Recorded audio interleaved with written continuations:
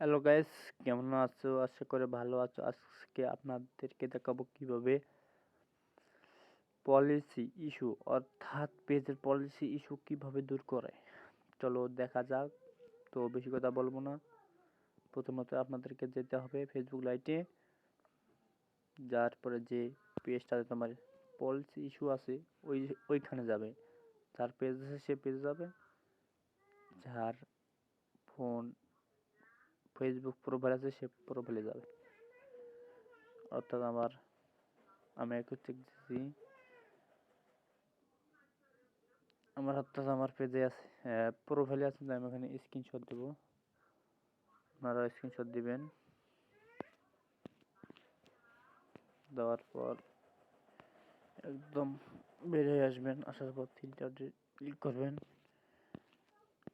তারপর আপনাকে আবেদন করতে হবে।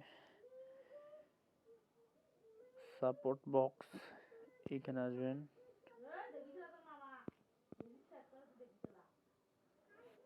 তারপর